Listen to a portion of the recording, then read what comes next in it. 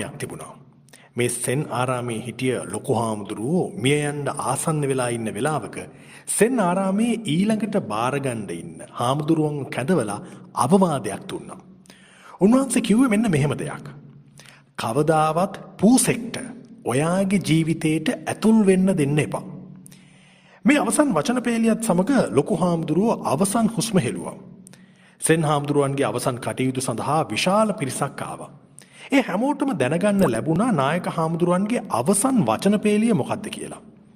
හැබැයි මේක අසාමාන්‍ය අවවාදයක්. කාටවත් හරියට මේක තේරුම් ගන්න බෑ. කොටින්ම කියනවා නම් ඊළඟට අලුතෙන් පත්වන අලුත් නායක හාමුදුරුවන්ටවත් මේක තේරුනේ නෑ.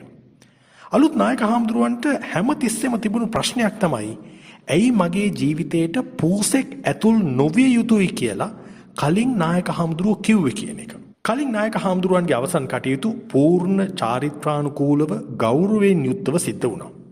කොහොම වුණත් දැන් අලුත් නායක හාමුදුරුවන්ගේ ඔළුවේ දුවන්නෙම කලින් නායක හාමුදුරුවෝ කිව්ව තේරුම් ගන්න බැරි මේ අවවාදය.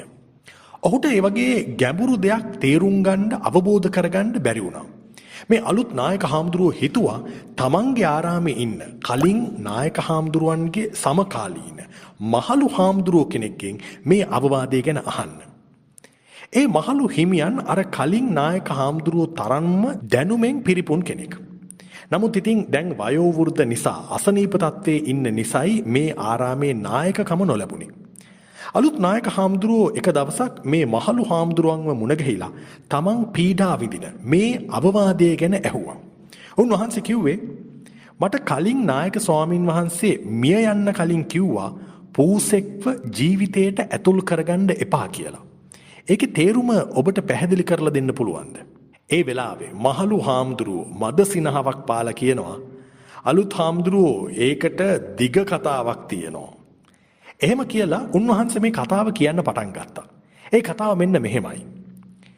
බොහෝ කාලයකට කලින් හිටිය නායක හාමුදුරුවෝ තරුණ වයසේදී ඔහුගේ බිරිඳ සහ දරුවන් දෙදෙනාගෙන් වෙන් වෙලා තමයි සත්‍ය සොයාගෙන යන මාර්ගයට එහෙම නැත්නම් මේ සෙන් දහමේ පැවිදි බිමට එන්නේ. උන්වහන්සේ කැලේකට ගිහිල්ලා භාවනා කරන්න පටන් ගත්තා. හැමදාම උන්වහන්සේ කැලෑව ළඟ තියෙන ගම්මානයට පිඩුසිඟා වඩිනවා. කෑමට යමක් හොයාගන්න. මේ ගම්මානයේ හිටිය මිනිස්සුත් ඉතාම ආදරෙන් උන්වහන්සේට දානි පිළිගැන්නුවා. ඔහොම කාලයක් යනකොට ගමේ හිටිය මිනිස්සු තීරණය කරනවා කැලේ භාවනා කරන මේ සෙන් හාමුදුරුවන්ට භාවනා කරන්න පොඩි කුටියක් හදලා දෙන්න. ඊට පස්සේ මේ සෙන් හාමුදුරුවෝ වැඩ වාසය කළේ මේ කුටියේ. හැබැයි මෙතනදී හිතපු නැති ප්‍රශ්නයක් එනවා. උන්වහන්සේට අඳින්න තිබුණේ සිවුරු දෙකයි.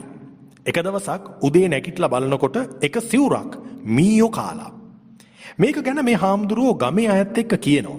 එතෙන්දී ගම්මු කියන දේ තමයි අපි මීයෝ එලවන්න පූසෙක් ගේමු. ඒකෙන් මීයෝ ටික එලව ගන්න පුළුවන් වෙයි කියලා. සෙන් හාමුදුරුවොත් මේ කතාවට කැමති වෙනවා.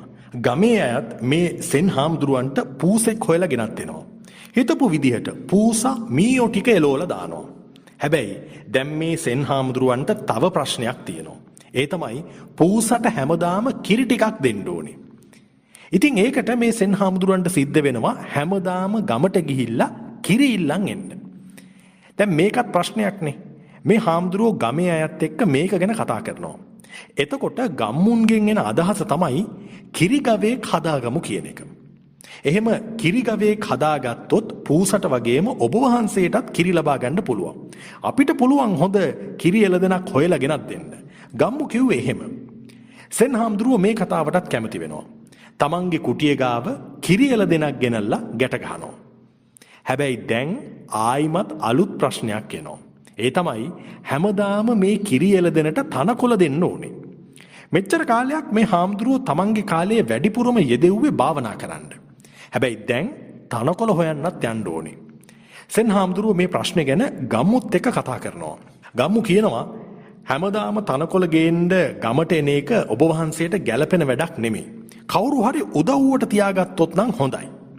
මෙතෙන්දි ගම්මුම යෝජනා කරනවා අපේ ගමේ ඉන්නවා ස්වාමියා නැති වුණු වැන්දපු කාන්තාවක්. ඇයට කාත් කවුරුවත් නැහැ. ඇයව අපි ඔබේ කුටියට එවන්නම්. ඇයට පුළුවන් ඔබේ වැඩ ටික හොඳට බලා කියා ගන්න. ඔබේ කුටිය ගාව ඉතුරු බිමත් අපි සුද්ධ කරලා දෙන්නම්. එතකොට ඇයට පුළුවන් තනකොළ එළවලු වගේ දේවල් ඒ භූමිය වගා කරන්න. සෙන් හාමුදුරුවන්ට තේරෙනවා ඒ අදහසෙත් වැරද්දක් නෑ කියලා. ගමේ අය මේ වැන්දපු කාන්තාවට මේ ගැන කියනවා. ඇයත් මේ කටයුත්තට කැමති වෙනවා. ඇය මේ කුටියට ඇවිල්ලා එළදෙනගේ වැඩ, වගාවේ වැඩ හැමදේම කරන්න පටන් ගන්නවා. කුටිය පිරිසිදු කිරීම, කෑම හදන එක, පොඩි ඉඩමේ වගා කිරීමේ කටයුතු හැමදේම පැවරුනේ ඇයට. ඇය වගා කටයුතු ඉතාම හොඳින් කරනවා. සෙන් භික්ෂුවත් ඇය වගා කටයුතු වලට මහන්සි වෙනවා දකිනවා. සෙන් භික්ෂුව ගිහිල්ලා ඇයට උදව් කරනවා. කාලයක් යනකොට භාවනාවට වඩා ඇයත් එක්ක කාලය ගත කරන්න තමයි සෙන් භික්ෂුව කටයුතු කරන්නේ. එකට කුඹුරේ වැඩ කරන්න පටන් ගත්තා. හිතුවට වඩා මේ සම්බන්ධය දුර දිග ගියා. වැන්දපු කාන්තාව බොහොම ලස්සනයි. සෙන් භික්ෂුව තරුණයි. ඔවුන් ජීවත් වුණේ එකම වහලක් යට. ටික කාලයකට පස්සේ මේ කාන්තාව ගැබ් ගත්තා. ඇය දරුවෙක්ට උපත ලබා දුන්නා. ඉස්සර මේ සෙන් භික්ෂුව දවසම කළේ භාවනා කරන එක. දැන් සෙන් භික්ෂුව තමන්ගේ දරු පවුල රැකගන්න කුඹුරේ වැඩ කරනවා, වෙහෙස වෙනවා, ඉවරයක් නැහැ. එක දවසක් වැඩ කරලා ඉවර වෙලා මේ සෙන් භික්ෂුව හවස් වරුවේ කල්පනා කරනවා තමන්ට මොකද වුනේ කියලා. තමන් බිරිඳයි දරු දෙන්නයි අත්හැරලා වනයේට ආවේ භාවනා කරලා සත්‍ය සොයාගන්න. හැබැයි දැන් ආයිමත් කලින් වගේම දෙයක් තමයි තමන්ට වෙලා තියෙන්නේ. මම දැන් ආයිමත් ගත කරන්නේ කලින් ජීවිතේම කියලා සෙන් භික්ෂුවට කල්පනා වෙනවා. ඊට පස්සේ මේ සෙන් භික්ෂුව කල්පනා කරනවා තමන්ව එතනට වැටුනේ මේ தত্ত্বය පටන් ගත්තේ කොතනින්ද කියලා.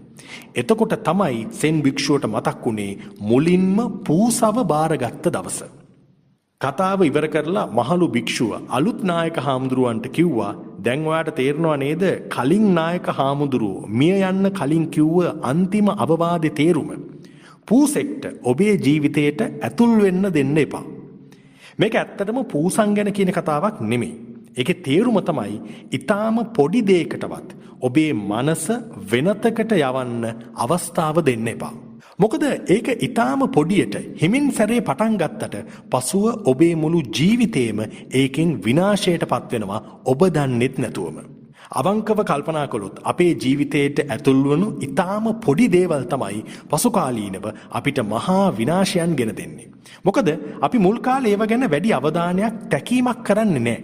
ඒවා පොඩි දේවල්නේ කියලා ඉන්නවා. කතාවට කියනවනේ නියපොත්තෙන් කඩන්න පුළුවන් දේ පොරවෙන් කපන මට්ටමට ගේන්න එපා කියලා. නරක දෙයක් ඔබේ මනසට ඇතුල් වෙන්න පොඩි ඉඩක් දීමම ඇති ඔබ ලොකු උගුලකට අහු වෙන්න. අන්න එහෙම තමයි ඇබ්බැහිවීම සහ නරක පුරුදු පටන් ගන්නෙ. බොරුදු කියලා බලන්න ඔබේ ජීවිතයේ සිදුවීම උදාහරණයකට අරන් බලන්නකෝ. ඔය දුම්පානය, මත්පැන් පානය, ජංක් ෆුඩ් වලට හුරු වීම මේ වගේ දේවල් විතරක් නෙමෙයි මීට වඩා දරුණු දේවල් වලට මිනිස්සු ඇබ්බැහි උනේ ආරම්භයේදී ඊටාම සුළුවට පටන් අරගෙන. හැබැයි පසුකාලීනව ඒක නැතුව බැරි දෙයක් වුණා. පුරුද්දක් වුණා, ඇබ්බැහි වීමක් වුණා. අන්න ඒ නිසායි කියන්නේ එදිනෙදා ජීවිතේ වැඩ කටයුතු වලදීත් IQ පාවිච්චි කරන්න.